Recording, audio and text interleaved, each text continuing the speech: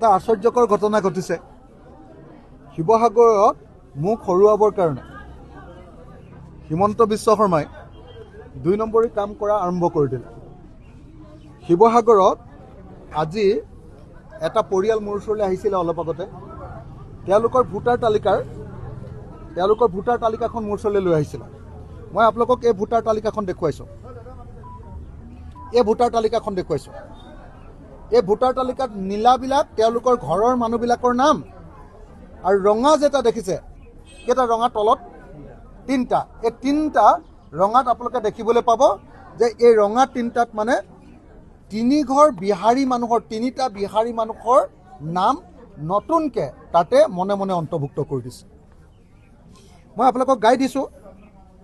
বিধানসভা সমষ্টিৰ নাম নম্বৰ আৰু নম্বৰ হ'ল ৯৬, নাম শিৱসাগৰ, অংশৰ নাম ১, ৱাৰ্ডৰ নাম ৪ শিৱসাগৰ, নাম মমিনুৰ ৰহমান, পিতা মিজানুৰ ৰহমান, ঘৰ নম্বৰ ১২। তেওঁ এজন ২৭ বয়সীয়া মানুহ। তাৰপাছত ৰিজৱান ৰহিম, তেওঁৰ ঘৰত ২৩ বছৰ বয়সীয়া মানুহ। তেওঁলোকৰ এই দুটা নাম আৰু আছে। ৩ নম্বৰ নামটো হ'ল আহমদ আলী ৰহিম, তেওঁ ২২ বছৰ বয়সীয়া।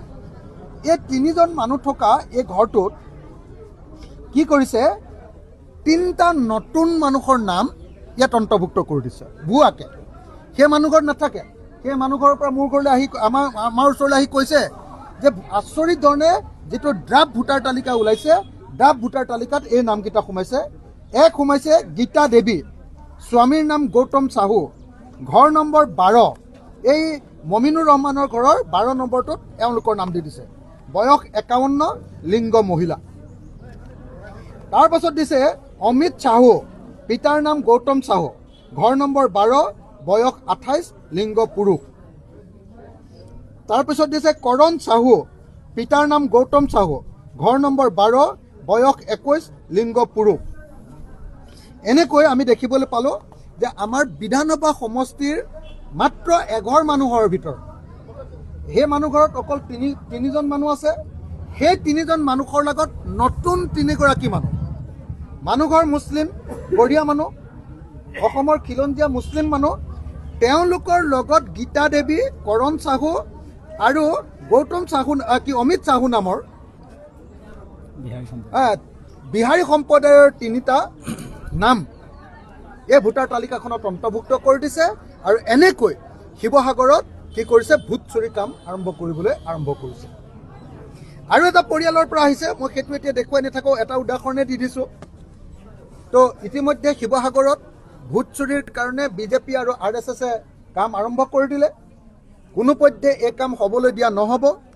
আমাৰ BLO সকলক, আমাৰ ৰাইজৰ দলৰ যিসকল BLA আছে, বুথ লেভেল এজেণ্ট আছে, তেওঁলোকক মই অনুৰোধ জনাইছোঁ, সকলোৱে নিজৰ BLOৰ লগত, বুথ লেভেল অফিচাৰৰ লগত তেওঁলোকে যোগাযোগ কৰক।